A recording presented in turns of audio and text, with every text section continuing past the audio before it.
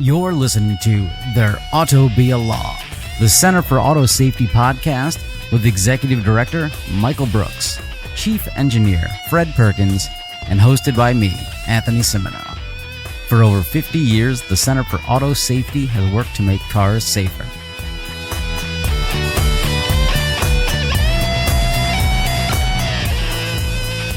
I love that recording in progress voice. Hey, guys. Good morning. Morning. All right. Let's get ready for another episode of There Ought to Be a Law, or however the voice transcription will decide how that's spelled. So, how do you guys feel about buttons? I've got some on my pants. They come in really handy. Wow, that was both of you at the same time. So I guess you guys are kind of like the Europeans and you like buttons.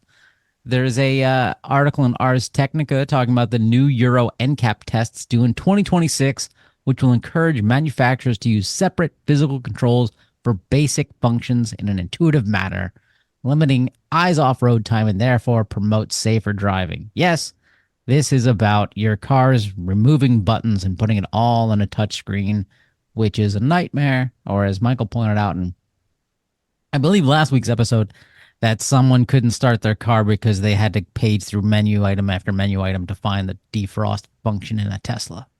So buttons, good.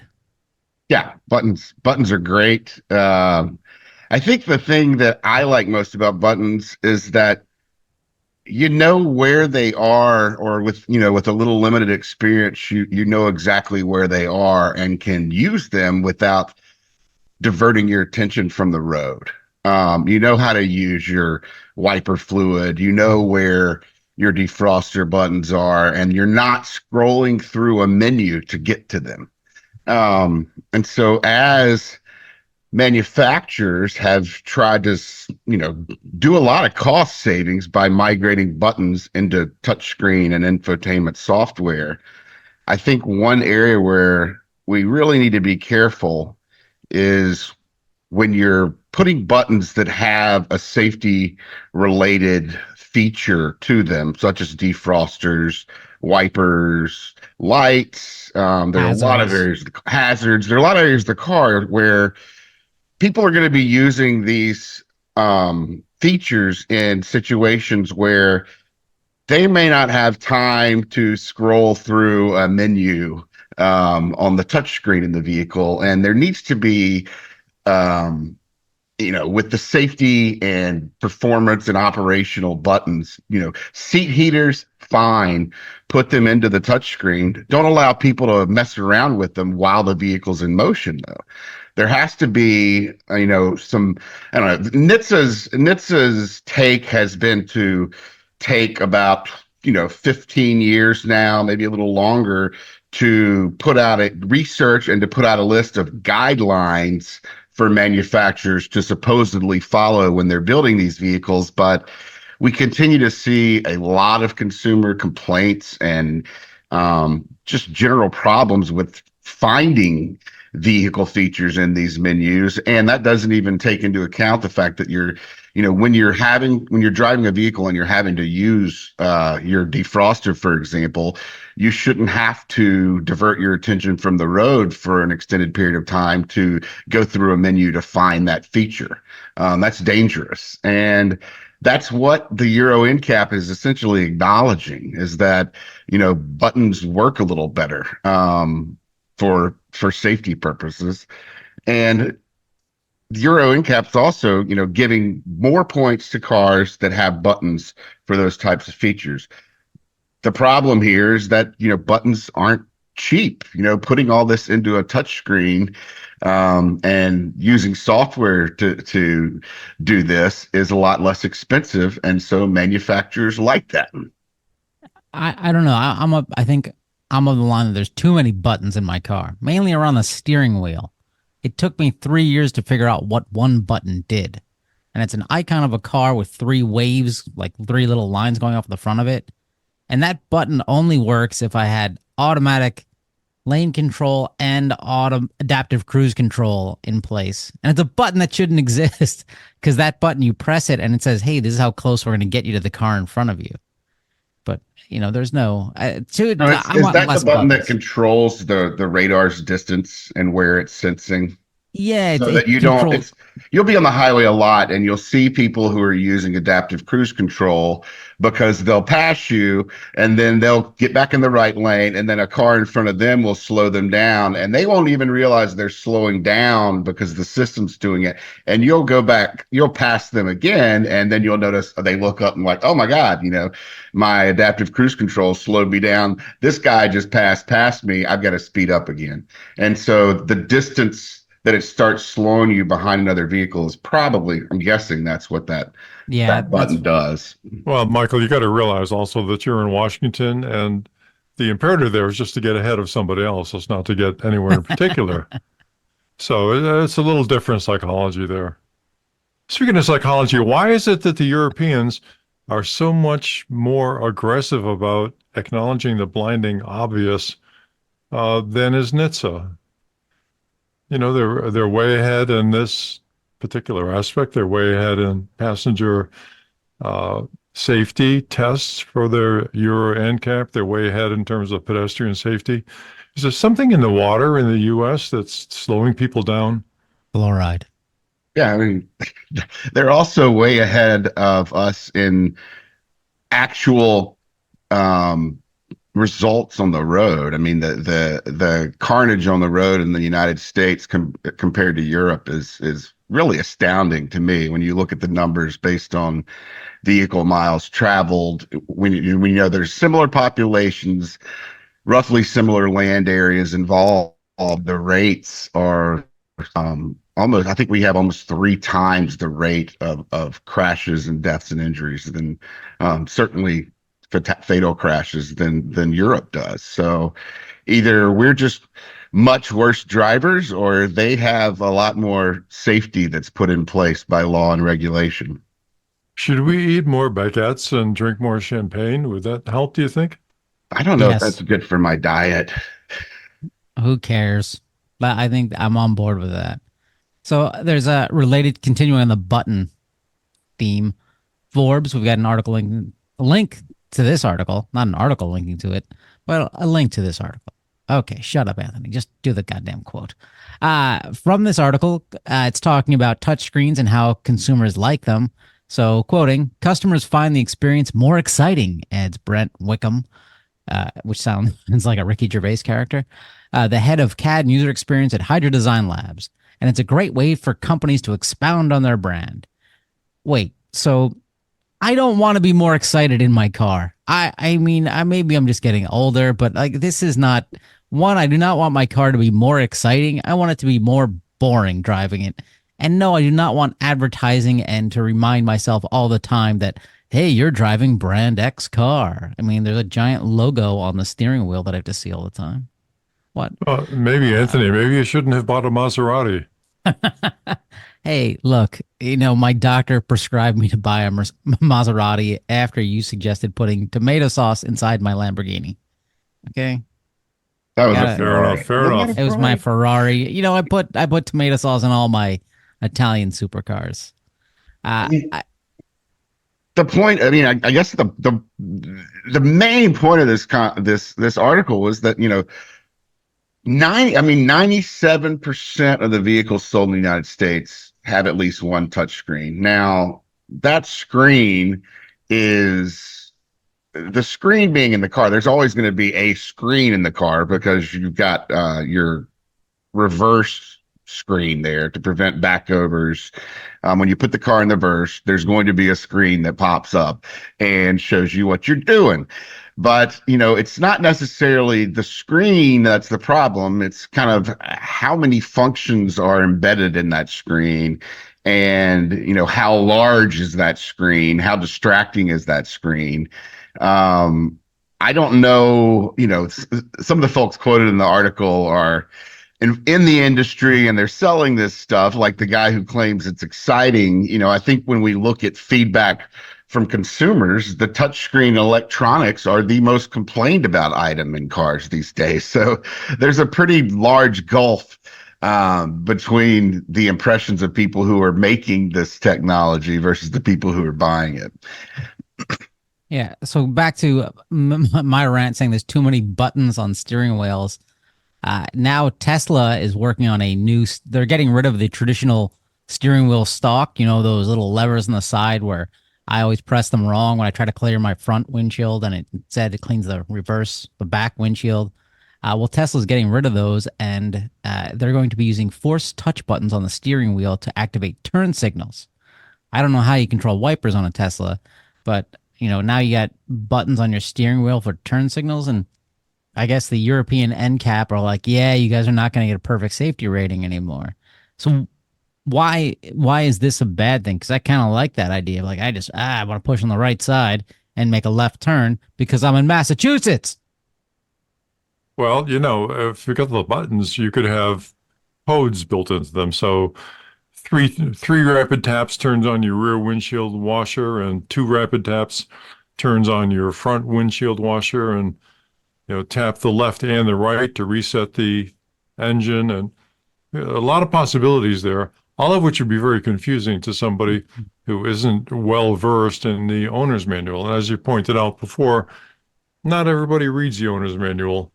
And particularly when you're renting a car or you've only got temporary use of the car, it could be a real problem, particularly if you Mm, have any safety critical features like, let's say turn signals that are embedded in the car, and you have to figure out the code in order to use them. okay, I'm on board. You convinced me. I mean, I'm a guy who can't even figure out how to display all the apps running on my iPad. So, okay. And moving away from, I mean, a lot of these technologies are moving away from the way all of us have been trained to drive now for decades. So, it's beyond just confusion and learning how to do this. It's going to take you more time to learn and to activate signals or other vehicle features that require you to, learn a new trick, particularly if you're having to learn double taps, triple taps, and that kind of thing. So, all of this really comes down to we'd like it to be as easy as possible to operate a car and the safety features in a car. I don't care how long it takes you to turn on your heated seat or any of the other creature features in the car, as long as you're not doing it while the vehicle is in motion. But when it comes to vehicle features that have to be used while the vehicle's in motion, why aren't we making it as easy as possible for people to use those without becoming distracted or any other type of safety issue arising? For a concrete example, my car allows you to change the mode through which the rear tailgate opens, whether you want it to be in memory mode or to be in fixed mode. What I does that don't mean? see, I don't see any. Well, memory mode would say if you have to push it up or pull it down every time, it'll memorize the location versus the default mode, which would just go to a um, built-in angle. So Wait, I don't know why they've got that in there. It seems pretty useless, and I can understand why you would not have a button on the dashboard dedicated to that. But I think it's a good example of where it is appropriate to have it embedded several layers down in the touch screen and not on a button on the dashboard. I'm sorry, I'm so confused. So your tailgate, so basically you have like a hatchback type thing, and the rear thing. In my my experience, it just opens and it closes, and yours will open and stop like halfway if you want. Or Yeah, apparently. Yep. why would Wow. you want that? I know why. If you have a big dog and a little dog, you only want to let the little dog out. Well, I happen to be tall, and I noticed that I bang my head on the tailgate a lot if I'm not paying attention. So I tend to push it up high and hope that the memory will keep it in the highest possible location. Yeah, why So, wouldn't it always just go to the highest possible location? I mean, besides Michael and his big dog, little dog problem. Well, maybe it saving the was energy. it was What? designed by Oh. it was designed by Japanese people, and maybe they would need to have a built-in stepladder if they had it in the highest. I don't know. I don't know the answer. Yeah, I've never even heard of such a thing. This is I'm gonna have to stare at people opening their tail lifts and now and see if it does that. I don't. I'm sure, please, if you know why that happens, listeners, let us know because we are clueless. I don't think it's the dog. I also don't think it's Fred's racist explanation. Yeah.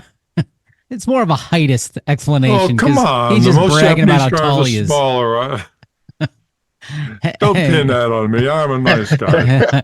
He's always just bragging about, hey, I'm 6'8". What's it like down there, tiny?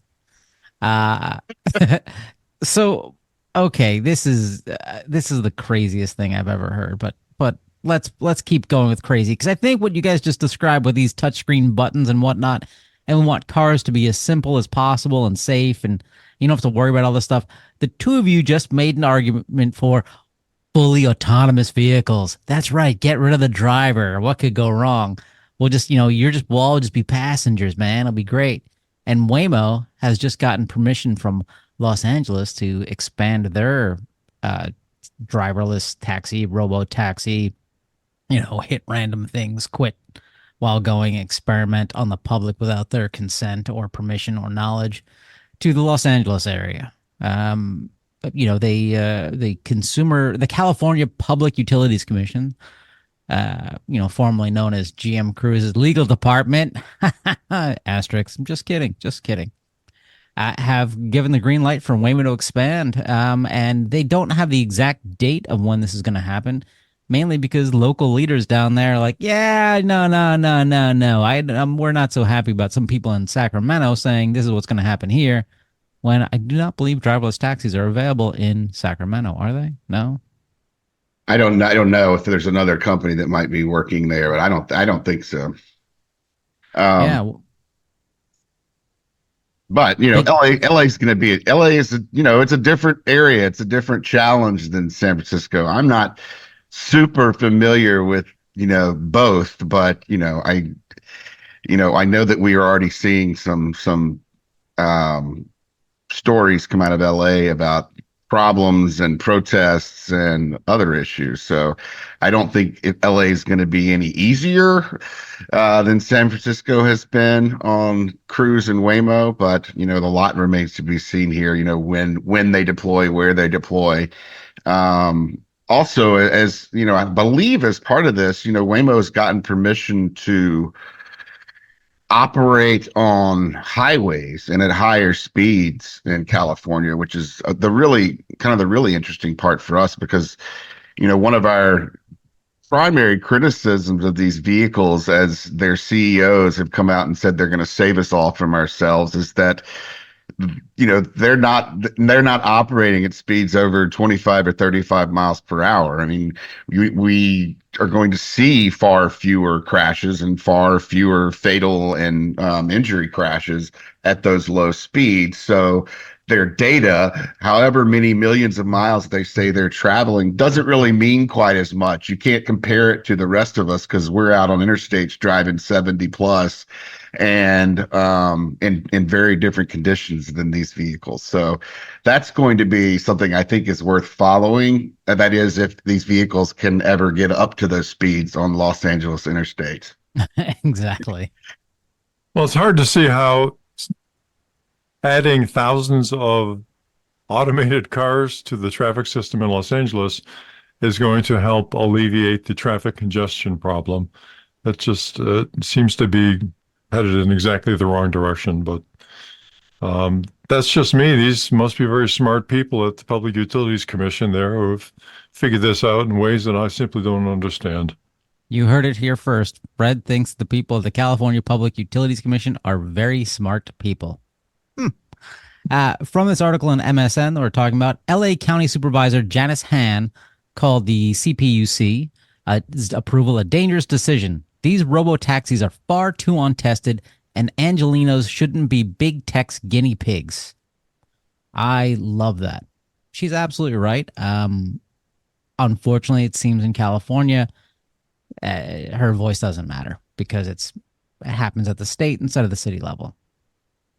Is Yeah, that right? Yeah. that's right. And we've seen actions from the governor of California that suggests he is firmly on the side of the tech bros, and he's not willing to do things like require safety drivers in these vehicles while they're being tested on roads that could really help alleviate a lot of the problems that we saw in San Francisco. If you have a safety driver in the car, you're not going to be running over fire hoses, hitting buses, going into concrete, and striking and pulling off the road with a pedestrian into your vehicle. So there's not a lot of leadership at the top there. Mm. I wonder how these automated vehicles will deal with wildfire season in California. Think they're programmed for that? I I seriously doubt there is anything in those vehicles that's going to allow folks to flee wildfires or anything else. But who knows? Maybe Waymo's got that one programmed in. They're certainly testing in areas in California where that's a possibility. I think the experience so far is that they tend to converge on areas where there's an emergency or high density use of cell phones, right? So, isn't that what happened in San Francisco at one Yeah, point there where was a the Waymos came in and completely blocked the highway outside of a concert? yeah, it was the Waymos, I think, and the cruises where they lost cell coverage, and they're like, let's just park here in the middle of the road. But hey, okay, look, we beat up self-driving cars a lot on this show, and by we, I mean mainly me. But come on, guys, there's at least one good thing about self-driving cars. Fred? What do you think's one good thing that a self-driving car has over a human-driven vehicle? Dun, dun, dun, dun, dun, dun. Better security, better cybersecurity. Oh, somebody not named Fred tried to answer. Oh, and Fred tried to answer, but he forgot he put himself on mute. Uh, well, less gross weight associated with the passengers. Oh, No, that's correct. wow. Okay, I was not expecting that one. No, and Michael, your answer we're going to get to in a second, but no, we're going to go to a story out of NBC News where a man tried to steal a Waymo. The passenger got out and he just committed a crime, I guess, and he jumped into the driver's seat and tried to take off, but he couldn't put the car in drive. He couldn't figure out how to use the car, and the Waymo support got on and said, "Hey, get out of the driver's seat. Get out of the car." And the guy's like, "No, I'm taking this car." And they're like, "We're calling the police." Well, And so, doesn't that prove that two wrongs don't make a right? well, but three lefts make a right. Yeah, it's amazing to me. I love it that the guy attempted to put the vehicle in drive but could not manipulate the controls.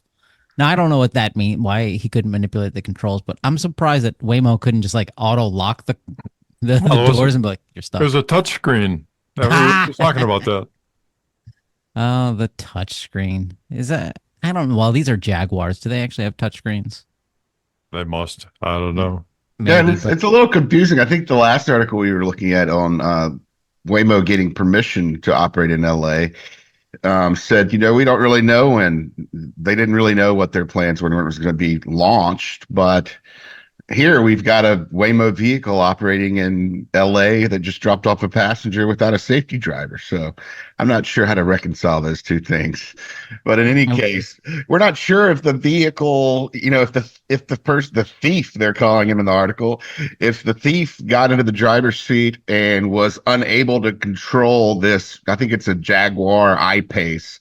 If it was unable to control the vehicle because, he simply couldn't understand how to switch it into drive because it's got one of these crazy transmission systems where you don't have, like we're talking about with buttons, you don't have your traditional mechanism to shift from park to drive, or whether there was a security system involved, or whether the Waymo software simply prevents someone from hopping in the car and driving. We're a little unclear on that, but you know, they're doing a better job than Hyundai and Kia.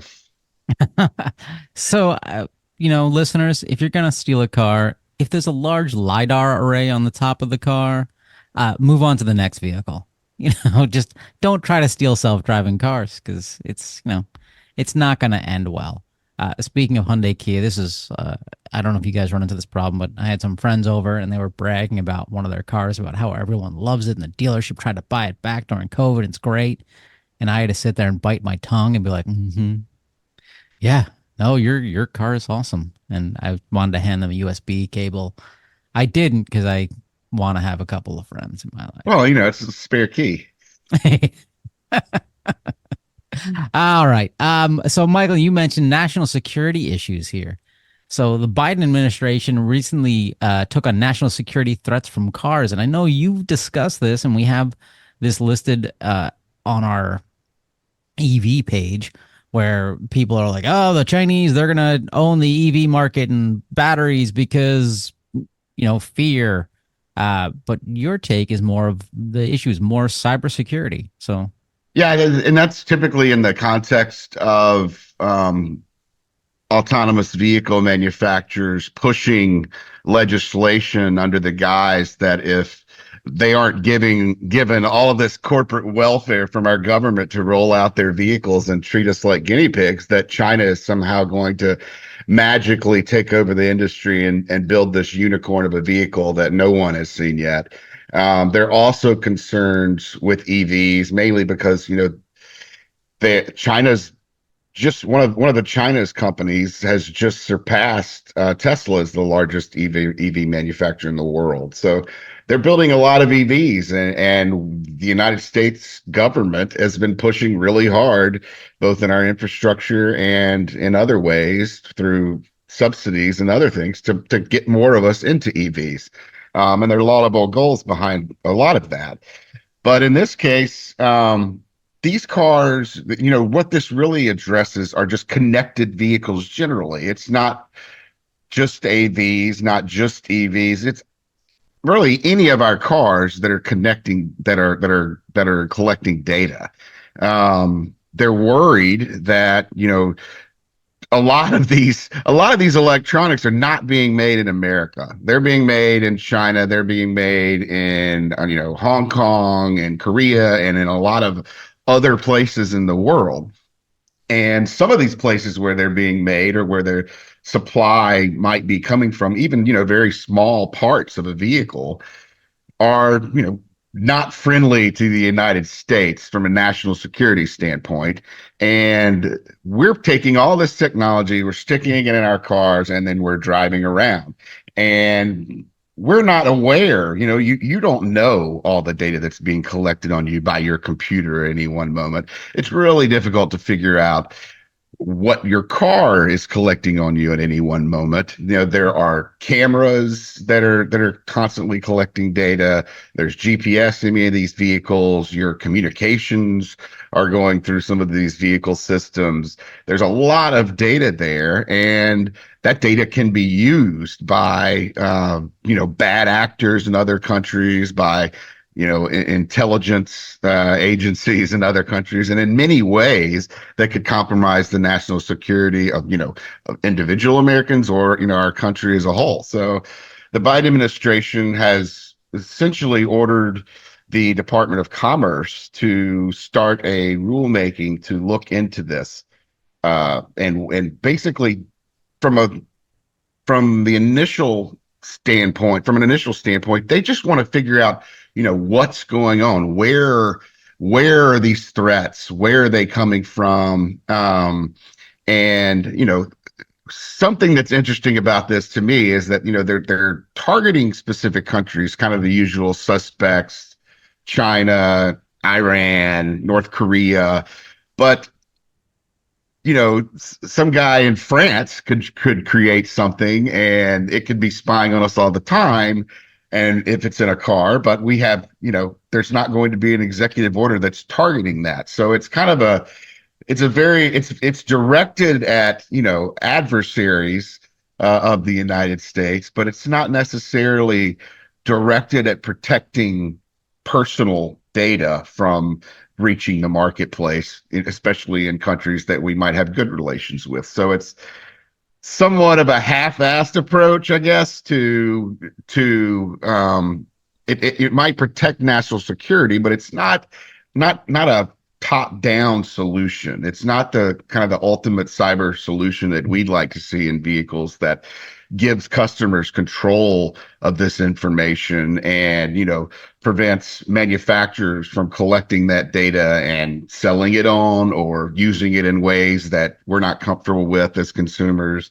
And so, it's a good thing, I suppose, in that it's going to probably result in some kind of crackdown on, the things we've seen, like Huawei, where we're worried that, China's manufacturing electronics that are spying on us, or, otherwise collecting our data and shipping it offshore. So it's a partial solution to some of these issues. There are no protections that were listed associated with American companies taking that same data and exploiting it, which would be a nice thing. And I also have to give credit where it's due. The government has done a fantastic job of protecting us against the national security threats of low-cost, high-speed, efficient rail transportation that's been proliferating in China for the last 20 years. So if they're equally effective, we should be in good shape. Oh boy. So Michael, you said it's not only China or North Korea or whatnot that create these things. You said there could be a guy in France who creates something Yeah, and monitoring us. Do you think this guy in France is monitoring your baguette and champagne consumption? Is that what you're concerned about? he's going to be sorely disappointed in my case. But if he's monitoring my mayonnaise consumption, he might have something. Well, that would be more for the Dutch and the Danish, I think. But yeah, it's not just, it's really that this order looks at, it's looking at the world from this perspective of a country defending itself against national security interests versus a consumer defending themselves against privacy invasion. And so it's concerning. I mean, essentially, I don't want any foreign country tracking me. That's scary, right? But I don't want my next door neighbor tracking me. That's scary too, and maybe even weirder. So this is kind of a partial solution to the connected vehicle problems with security and privacy. The weird thing is Michael's next door neighbor is Google. It's so strange. Look, as a good American, I don't want no foreigners tracking me. I want a good American company taking my data and selling it for the highest money they can get. Enough. And that was nonsense. also an executive order last week. We're not sure if it's going to be covering cars yet, because reading the order, it really applies to, bulk data collectors of sensitive information from any source, cars, computer, anywhere. And it specifically or seemed to specifically leave out cars. So I think that this current executive order around national, it's not even an executive order, it's just an order to the Department of Commerce, is the auto portion of that effort. But the Biden administration did issue an executive order on bulk data collection of sensitive personal data. You're basically, they're saying you're not going to be allowed to sell this stuff on, whether it's to other countries or even within the country. There's some information that simply can't be collected and sold down the road. So we'll see how all this shakes out. There's a lot of rulemakings and research that are going to be taking place on this in the near future, and we'll keep monitoring it and letting everyone know what's going on. Hey, listener, know who doesn't sell your data? The Center for Auto Safety. So if you like what type of person likes to read your entire manual, your car manual, or you just say, hey, seatbelts, I've been on board with that for decades. Go to autosafety.org, click on the donate button, and we will not sell your data. Because let's see, like who's going to buy it? Never mind. Let's go on to something nonsensical. Flying cars. Okay? There's this amazing video on CNBC that we're linking to, this new company called Aleph, that they're talking about their flying car coming out. And it's amazing, not necessarily from a technical point of view or from a product point of view, but it's finally a video that gets me to understand the point of a public relations firm. See, they interview, or the CEO, founder of this company, and maybe it's just me, okay, but I don't trust men with long hair and beards. Okay, I look at one every day and I'm like, nah, not you again. But someone should have stopped this guy. Please watch this video. Someone should have stopped him and said, hey, maybe the cocaine dealer look from a 1980s B movie is not the best look to get someone into our products. Particularly a flying car. Right. It's like it's literally like the villain in a Cinemax 2 a.m. film. It's I'm sure he's a lovely person. Uh, but he talks, he has this one line in there. They ask him briefly at like the halfway mark about safety. And he says, safety, which is not required from us, which I absolutely loved. And it's not necessarily from him, but he was making a point about, there's not really any regulations around this. We're classified as an ultralight airplane. Um, so we don't have to do anything. And he's like, it's fine right now if we ever sell or make one or two of these. If we ever sell millions, they're probably going to change things, and maybe our business model won't work anymore. But some tech bros have given us a ton of money, and I got hair gel. But I don't know. It's fascinating just for that. It's an interesting idea. I think and I'm a big fan of the Jetsons, but I think this is it's just dumb. Yeah, before I met you two, I would have thought this was great. You guys have made me cynical, but let's get into the Tao of Fred today. And Fred, can you tell me why you've made me so cynical? You've now entered the Tao of Well, Fred. that's the success of a pedantry. I like that. So we're talking about flying cars now, and it's interesting subject. I'm not a specialist in this, but a few facts jump out at me as I've looked at it. A Cessna 150, which is a very popular, widespread personal aircraft. You've all seen them. They've got the fuselage hanging down below the wing. They're easy to fly. Um, they cost a lot of money, but they weigh about 1,100 pounds. A Toyota Corolla, which is among the lightest of the cars that are on the road today, weighs about 1,300 pounds. So they're in the same range. What the flying cars do is essentially combine some of the worst aspects of airplanes and cars in a single package. So if you've ever flown commercially, you'll notice that the aircraft are mostly shiny, right? There are no bumps and lumps in them. People inspect them before they take off. People walk around and check that all the parts are where they're supposed to be. One of the virtues of the flying cars that everybody likes to tout is that they can go from a car to an airplane in, 30 seconds or so, something like that, and everything deploys nicely. Well, that's great, but haven't we jumped over the whole idea of inspecting the flight critical surfaces before you take to the air?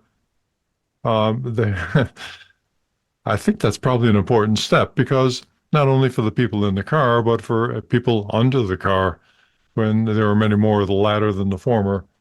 It's a big step down from an aircraft in the air to the ground.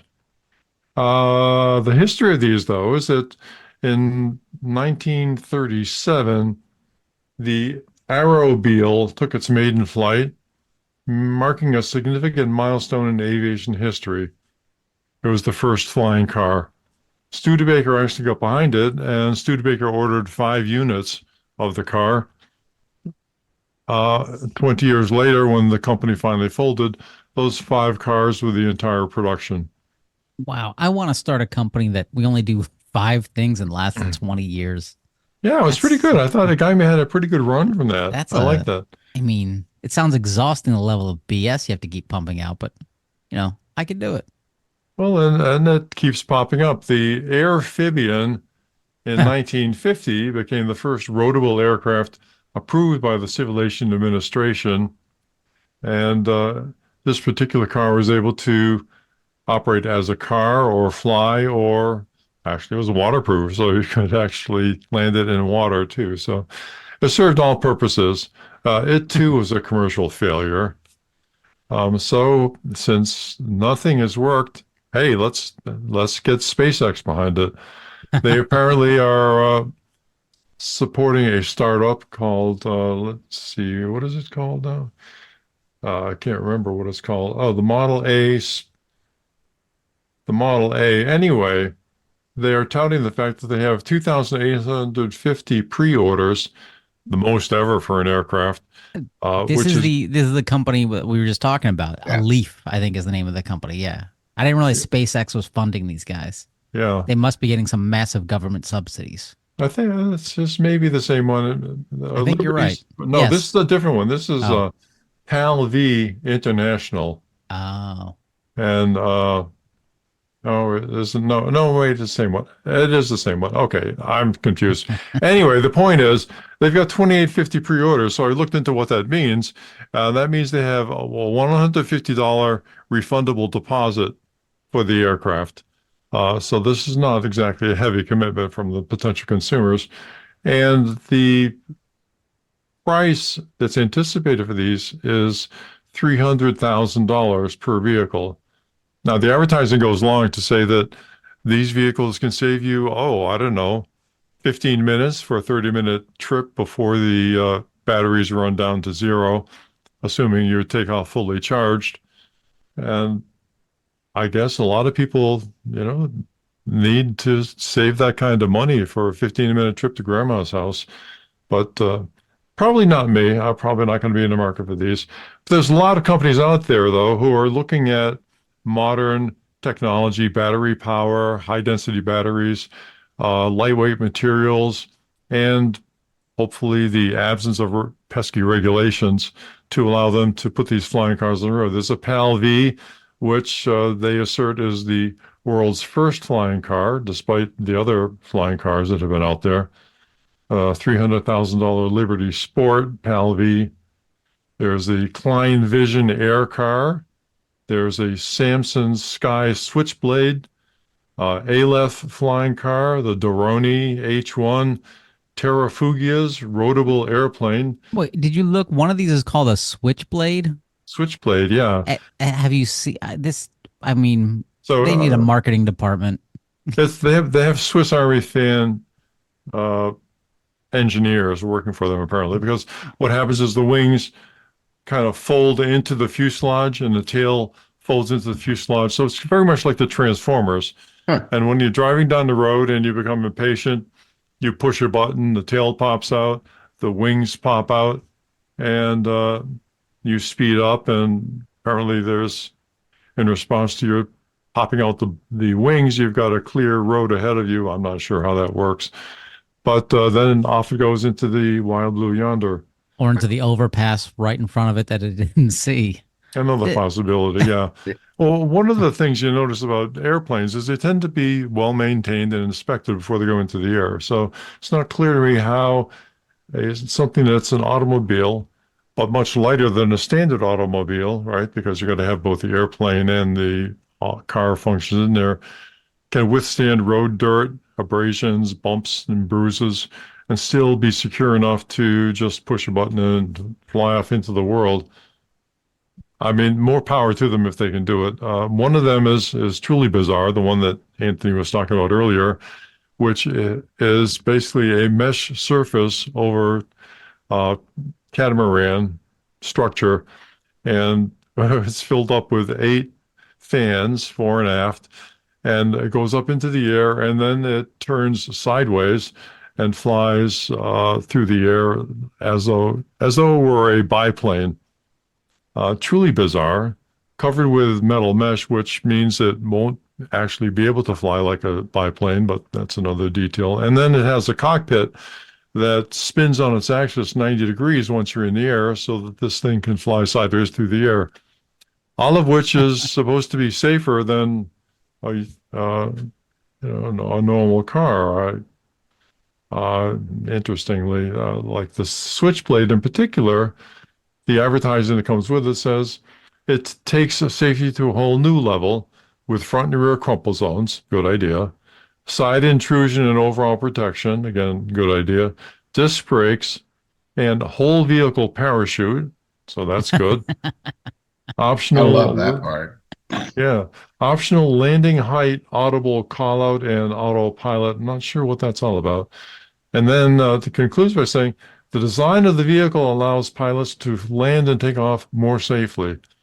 More safely than what? Well, there you go. More than what? They're not clear about what their base is for that. Of course, that's the same with the entire AV industry. So they're in some good company. They can work off that ambiguity for a long time, I suppose. The problem is that every one of these has got to have all of the FAA requirements satisfied, and they also have to have all the FMVSS requirements satisfied. They often run counter to each other because FMVSS usually adds material and mechanisms to vehicles, which all makes them heavier. FAA requirements are quite different. It's all about taking off and landing and protecting people around you. I think that they mostly run in the opposite directions, and a lot of these companies are relying on the perspective that they don't have to make too many of those, and they can kind of fly under the radar because they're sort of experimental aircraft and ultralights, and they can take advantage of exclusions and blah blah blah. Of course, if they actually do go into production, that will change very rapidly because they'll be perceived as the threat that they are. They all feature complex automated control systems. What could possibly go wrong? You have a completely automated control system in an airplane that takes your personal body thousands of feet into the air uh, with no particular strategy for what happens if there's a failure in flight.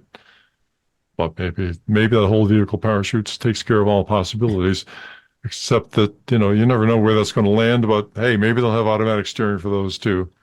It has adjustable landing height zones. Sure. Something. Sure. Right. Maybe full body airbags. I don't know.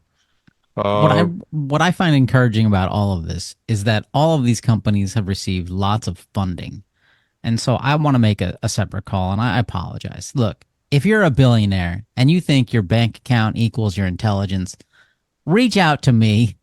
Let's get some started on. I got some ridiculous ideas. Let's go for it. I've got long hair and a beard, and I can put on some weird accent. Okay? Maybe my voice right now is a weird accent to you.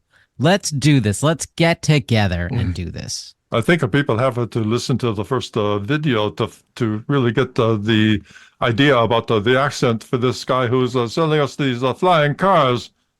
It would really. I'm not an actor, as you know. But, this seems to be a silly idea whose time has come, mostly due to the excess amount of money in the hands of people with poor judgment. That's America, folks. We love it. We do. The only place we live. Well, right now. All right, let's get into recalls because this is NHTSA's Recall Week. NHTSA put out a cool little tool on its website, nhtsa.gov/recalls, where now you can search for your recalls using your license plate number, because that's easier to know than a VIN. Because, I know somebody named Vin, but I don't remember his numbers. And convenient for me, I actually have a picture of my license plate on my phone. It doesn't matter why I have that, but hey, now I know my license plate numbers. You can't remember 7 digits in a row. Why? I mean, I look, I remember a lot of digits. My license plate number is not interesting, but it's great. So I entered in my information, and I have 0 on repaired recalls. I'm very happy with that. Nice. I just got one from Volkswagen, so I may have 1 unrepaired recall. Fred, what's your score?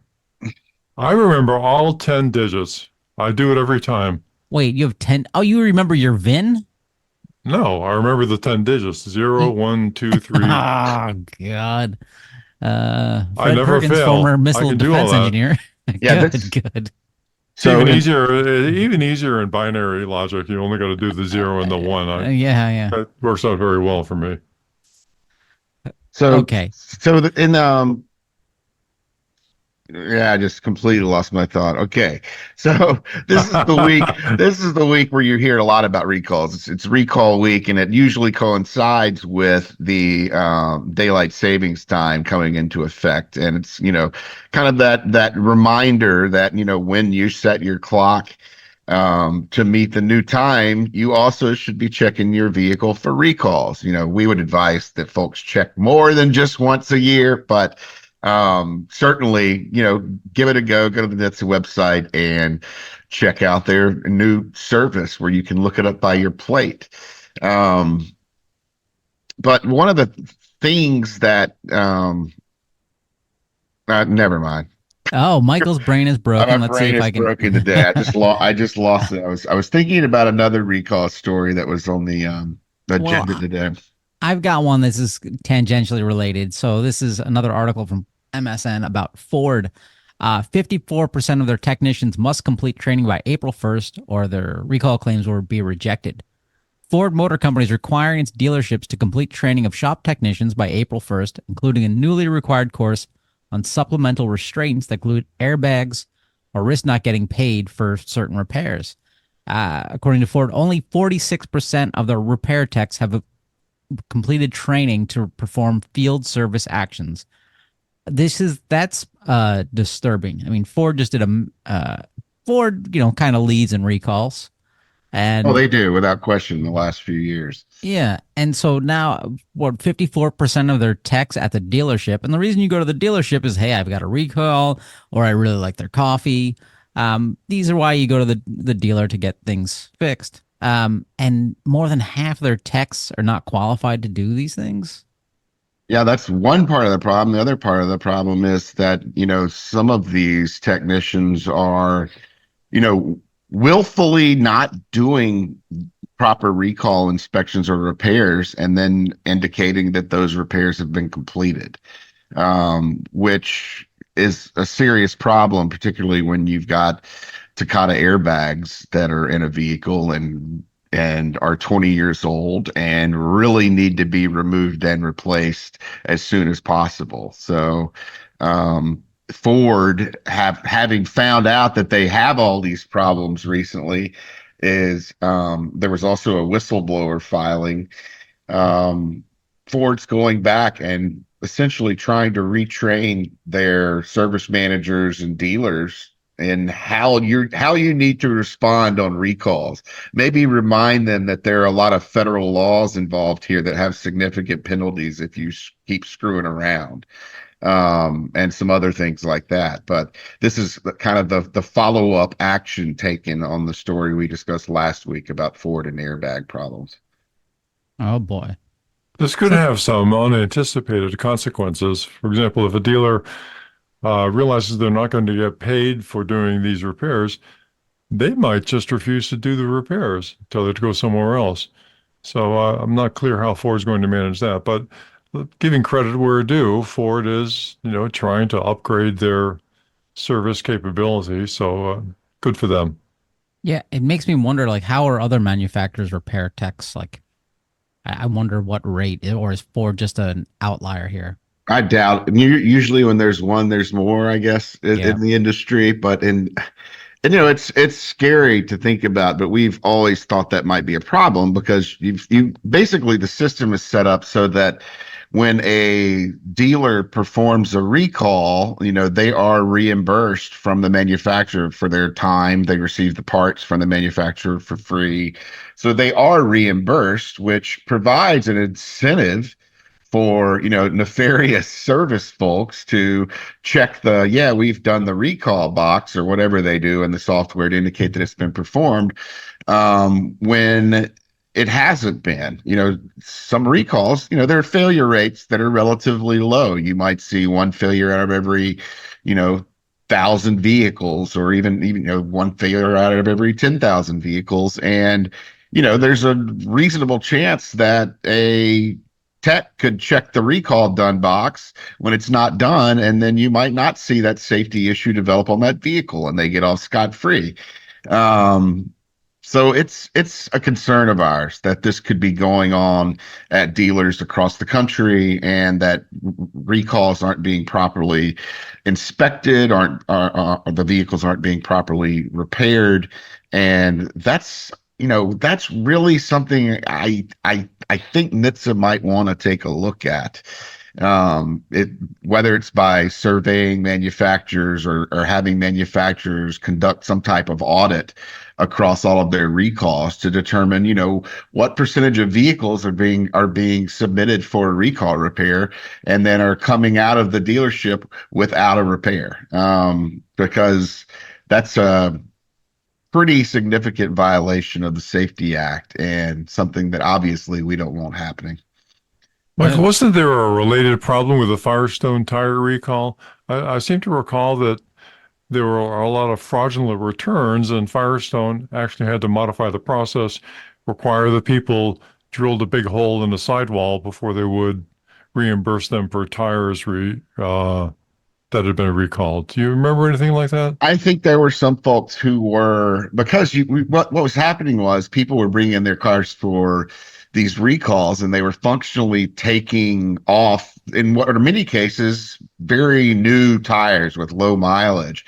And so I think it just, there were hundreds of thousands of these things piling up. And I think that, folks were looking at that going, wow, I could sell these tires to my buddy over here. No one will ever know the difference. So at some point, they required them to crack down and functionally disable the tires at the time of the recall and provide proof to ensure that this secondary black market wasn't developing on the Firestone tires.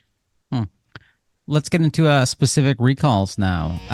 Porsche, which in our notes, Michael claims that I have a fleet of Porsches. If he was paying attention to the show at all, he'd see that I only stick to Italian supercars. Yep. Porsche is potentially 8,101 vehicles. This is the 2020 to 2024 Porsche 911, which, if I had the money, I would spend elsewhere. This is under certain conditions, the lightweight glass may become partially detached over the service life of the vehicle. This is for the front and rear windows. Oh boy, oh boy. In an accident situation where the front airbags are deployed, it cannot be guaranteed that the proportion of correct bonding is sufficient to achieve the full protective effect of the airbags. So wait, so I'm going to crash, my airbag goes off, and now my windshield blows out too? I'm slightly confused. I think that's what they're saying, and I think that they're saying that the window might fall out in the direction of the passenger compartment.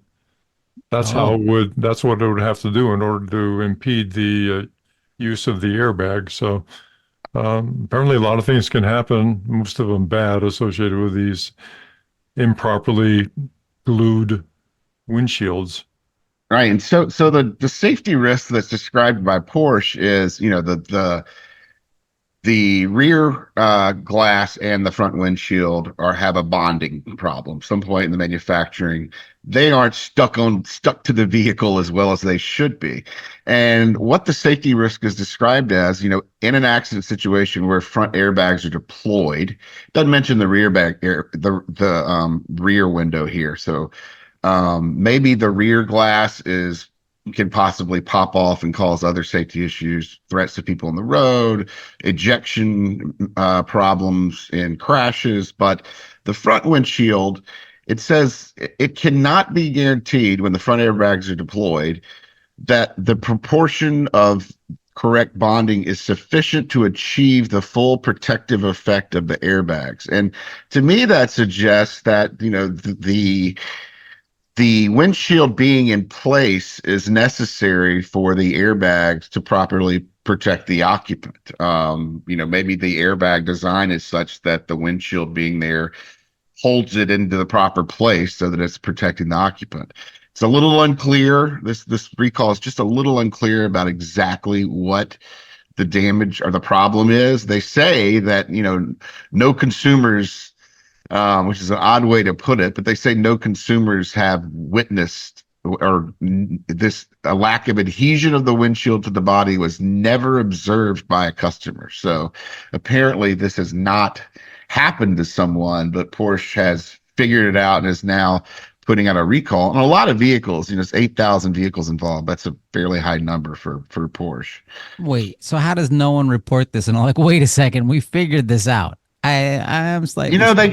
It says they got 15 warranty claims with cloudy windows or other problems. And it appears that they didn't clean the windows off after they treated them in a primer area while they were adhering to the glass. So who knows there? But overspray. The lack of adhesion is what's apparently causing an issue with the airbag's protective abilities. Oh, well, moving on, we got Toyota, 381,000 plus vehicles, the model year 2022 to 2023 Toyota Tacomas. This is an issue with a rear axle assembly, which includes axle shaft sub-assembly secured to welded-on axle housing on each side of the assembly. Each axle is there's a lot going on here, and repeats the shaft sub-assembly begins to separate from the axle housing, which, I mean, whenever I have my axle housing connected to my sub shaft housing, I go, I think I put these Legos together wrong. Yeah, this one's fairly simple. Just looking past all the explanations there. I mean, basically, your axle shaft is going to separate from the vehicle. You're going to have an immediate impact on your vehicle stability, and you may not be able to brake. So a crash or some sort of very negative experience is almost inevitable here. Um, Toyota seems to be suggesting that this is, they're recalling 380,000 vehicles, but their submission seems to suggest that they're not sure how many of those vehicles might actually have the problem. I mean, this is a recall where they're going to have you come in and inspect the vehicle first, make sure everything's tight. But they may not be replacing a lot of equipment, but depending on what the inspections find. And inspections are this kind of goes back to the Ford question we're talking about. Inspections give some wiggle room to dealers as well here. There's not, they're inspecting and determining whether a part is damaged. You could say yes or no there. We see a lot of recalls where we're concerned that these inspections may not be conducted properly and may not always be focused on providing the customer with the greatest safety experience, but maybe focus more on giving the dealer more hours in the day to make money elsewhere. So always some concerns with inspection recalls, when we would recommend that when consumers take their vehicle in for an inspection recall, that they get involved in the process and get under the hood with the technician if possible, and see what they're fixing, see what they're inspecting, and at least give them the idea that you're going to be looking over their shoulder during the process, so that you can ensure that the inspection is performed in a manner that if there are certain failures related to the recall, that you're getting new parts and not just being shipped on your merry way after a cursory inspection that really wasn't looking hard enough. For anyone who doesn't already know what an axle is, it's the major steel part that extends from the middle of the car out to the tires, and it transmits the torque to the tires, which makes the car move, of course. But it also has the brake rotor attached to it, and the hubcaps and the wheels attached to it. So if the axle separates from the body, what that really means is that your brakes and your tire and your wheel are going to separate from the car as well. And so your car is going to be going down the road all of a sudden with no tire, no wheel, bouncing off the shock absorbers until it stops. So this is a major item, and people should really pay attention to this. Also note that, yes, you should get as involved as possible. Very few service stations will let you into the service bay, and they will all cite insurance requirements. So don't be disappointed if don't take it personally if they suggest that you not do that as you get to the dealer, but certainly ask for any parts. Ask to see any parts that they've replaced, just to make sure that they have in fact replaced them. All right, we're going to move on to our last recall because we're running out of time, and this is from Kia. And I don't think this is a recall. I think this is a positive feature that I appreciate. Possibly 35,000 vehicles involved, certain 2020 model Telluride vehicles, that the high beam shield gear mechanism in each headlamp assembly can independently become damaged due to heat from the halogen bulb. So this is those high beams that I've talked about in the past where I'm like, everyone's just trying to blind me. And when this happens, the high beams are no longer operable, which I think is a feature and should not be recalled. That's it. We get these halogen high beams off the road, And great. So if you own one of these Kia Tellurides, nothing to see here. Just keep going. So basically, it's not really what Anthony's saying there. Yes, it is. There's what happens here appears that there's a heat problem. I don't think there's a um fire issue here. You're just losing high beams, or high beam. You're losing your high beams like to the left and right, kind of the lateral sides of your car. You're losing some visibility when that heat shield or high beam shield gear mechanism is damaged. So I don't believe this is a situation where the high beams are necessarily blinding everyone around you. It's more of the high beams aren't working as well to provide you with luminosity after they're damaged by this high heat problem. So basically the fix is not to change anything about the bulb or the heat generated by the hydrogen bulb. It's to put in a new shield gear mechanism that's resistant to heat damage. So that's a situation where you're not going to have an inspection. They're just going to replace the part when you bring it in for a recall. Again, I stress enough. Just don't do it. And also, if you live in New York City, don't turn on your high beams ever. Okay? What are you trying to do here? Yeah, that's questionable. Yeah. I rarely use high beams. And it's typically when I'm on a very unlit dark road and there are zero cars Sure. that are headed at me or that are close to me. Right. Mainly, there's a lot of roads where animals frequent in early morning and at night, and that's primarily when I use them to make sure I'm not running over a fox, a deer, a raccoon, a beaver, all the things that seem to haunt the woods around me here. Okay, I'm going to jump into listener feedback. Listening to the latest podcast episode, this is last week's episode, couldn't agree more about the backup and automatic emergency braking stuff. The Kona has that. This listener has a Hyundai Kona, has that. And after teaching the kids to drive on a Prius, then having them drive a car with that aggressive digital nanny, I think it's a big reason why they've never had any of the accidents their friends did. So, hey, that's +1 for digital nanny. Yeah, I like the idea of a digital nanny. What about you, Anthony? I was shocked when those rental cars were with the Hyundai or the Kia K5, whatever it was stopping so abruptly, but I appreciate it because I was driving drunk. No, I was not.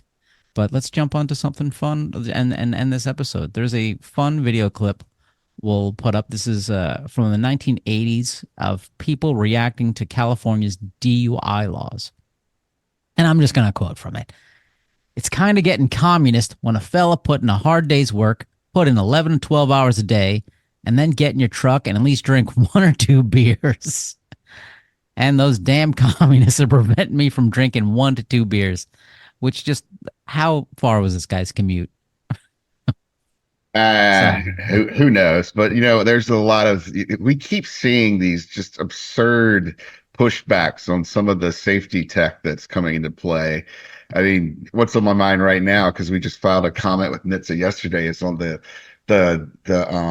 impairment question and on the alcohol detection devices that were mandated by Congress and that NHTSA is currently working towards a rule on. I don't expect it to be installed in vehicles, next year. I think we're looking at a horizon of at least 5 years, depending on who the next president is, maybe 10 years. A lot of things are up in the air right now as to how fast some of these regulations are going to move after the current administration. So there are a lot of people who seem to believe that they have a right to drive drunk or a right to have a couple of beers while they're driving, without realizing that none of us really, when you dial down on the law, none of us really have the right to drive at all. There's nothing in the Constitution guaranteeing you personally the right to drive at all. I mean, even your state requires you to jump through certain hoops to get a license and to drive around. And to think that, preventing people from driving while they're in the process of drinking or after they've been drinking and have the potential to endanger other folks is somehow un-American is silly. I mean, your rights end where mine begin is one of the things you often hear quoted. And if you're on the road drunk, threatening my life and my family's life, I don't understand why anyone have a problem shutting you down and getting you off the road and possibly putting you in jail. There's no excuse for that. And I don't care how hard your work day was. And to be clear, the communists spent a lot of time drinking and driving, so I'm not sure the analogy is apt here. All right, with that, listeners, thank you so much. Check your car for recalls. Always wear a seatbelt. Don't drink 1 to 2 beers while driving, at least while I'm on the road. And don't fly your car. Go fly your car. Never turn on your high beams. Don't get rental cars. That's what I got for you. Thanks. Thank you. Goodbye. See you next week. Bye, everybody. Oh, and donate to the Center for Auto Safety. Bye. Yes. For more information, visit www.autosafety.org.